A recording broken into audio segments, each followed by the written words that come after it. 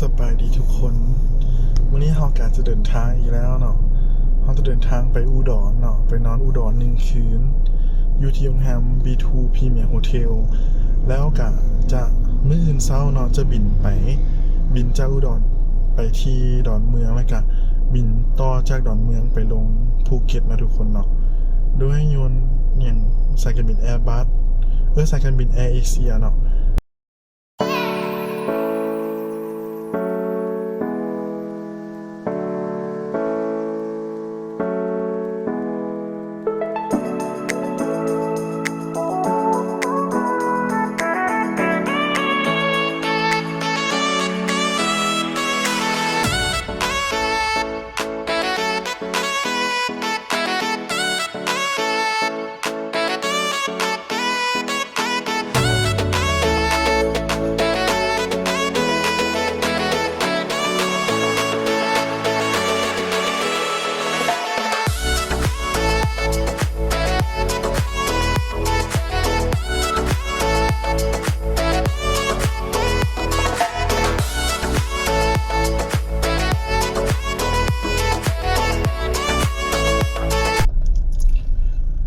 ทุกคนตอนนี้พ่อกลับมาฮอดอุดรแล้วเนาะรถตัดพัดอุดรละ20:10 นี่รถตัดพัดอุดรตอนค่ำเนาะมาดูมีคนหลายบ่โอ้มีวันว่างละอยู่เนาะวันจอดรถนะทุกคนตอนแรงเนาะมื้อนี้เราจะซอกบอลจอดก็จะเข้าไปทุกคนตอนนี้ก็เป็นเวลาอยู่20:15 แล้วเนาะก็กลับมาฮอดแล้วรถตัดพัดอุดรโอ้เขาจะก็10 ปีตามทุกคนมันก็เลยเงียบละเดี๋ยวเขาจะยังเข้าไปเบิ่งว่าตอนกลางคืนเป็นจังไดเนาะบรรยากาศรถตัดพัดอุดรเมื่อเขามาในตอนเย็นนะทุกคนมันกลางคืนแล้วเขาจะไปกินบุฟเฟ่กัน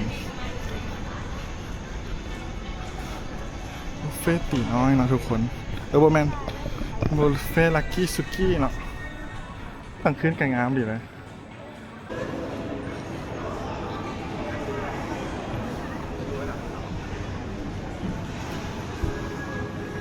ต้องเอาไปเป็นพักจุ่มสาวทุกคนก็ต้องมาโซรถพร้อมโอ้โหมีโซรถพร้อมอีก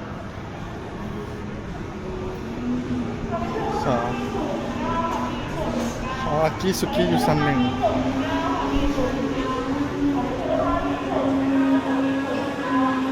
สาโทโรเซ่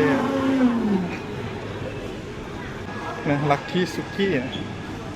สาขาอยู่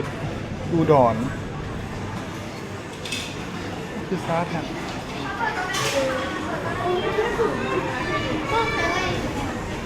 ใช่แล้ว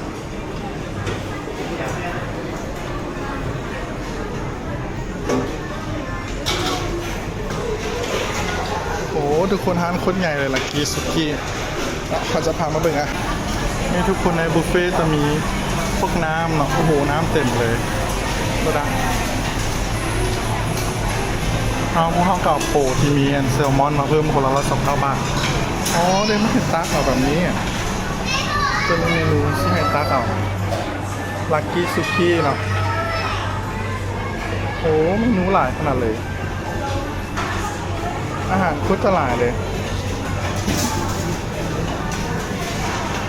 นี่มีพร้อมเนาะโอ้แบบตักเอาเลยเนาะไปกินตัวเบกตักได้เลยสบาย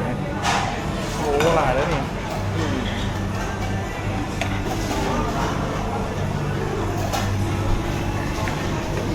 โอ้แล้วมันจะมีพุดซีนเต็มเลยเนาะฟ้าพุดซีนอะไรขนาดเลยนะอันที่อะไรพี่อันไหนเด้อแถวนี้เหรอก็ตื่นได้ไหมเสี่ยวต่อมีพวกซีนเหมือนต่างๆเต็มมันก็จะมีสลัดเผามีพวกผักเนาะคือเลยเหมือนการทานกันง่ายดี นี่ทุกคนอันนี้เนาะลักกี้สุกี้นี่เขากิน2 คน774เนาะเพิ่มกุ้งแก้วกับแซลมอนนี่ประมาณ900พาย900 บาทนะทุกคนจะมียำแซลมอนแซลมอนขาวๆใช่แซลมอนอันนั้นมันรวนแซลมอนสดลักกี้สุกี้มันจะมีเจล2 แบบเนาะมันจะมีไหหลำกับกวางตุ้งเนาะมี2 แจวเป็นแซ่บอีกมาทุกคนเราจะลองชิมเบิ่งและรีวิวว่ามันแซ่บสันใด ที่นี่มันก็เปื่อยเลย แมน ติดที่ไหนมัน ครั้งแรกเขามากินตัวนี้เนาะตัวเขามากินแต่ตีน้อย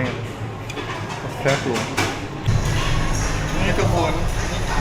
ตัวนี้มันจะมีอันนี้พร้อมเนาะแซลมอนเพิ่ม129 บาทได้กินแซลมอนกับกุ้ง30 บาท70 บาท 30 บาท แต่30 บาทจะได้กุ้งแก้วพร้อมก็เป็นแซลมอนเกรดธรรมดาคือโบเมนเกรดนี่แซ่บ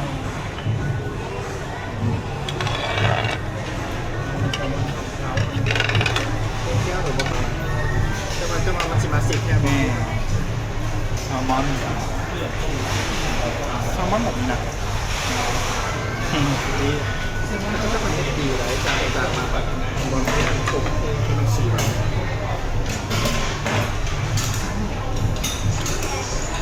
ครับอยู่ทุกคนแจมเดี๋ยวเขากินอะไรแล้วเขาจะเดินทางไปโรงแรมบีดูพรีเมียมโฮเทลอุดรเนาะเพื่อจะไปนอนหันแล้วกับมือเศร้าการเดินทางขึ้นเมืองที่สนามบินเนาะทำรู้ก่อน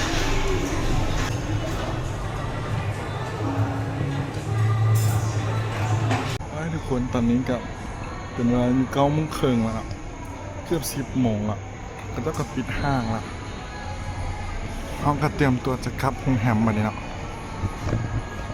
จะไปโรงแรมนะทุกคนไปเช็คอินเข้าโรงแรม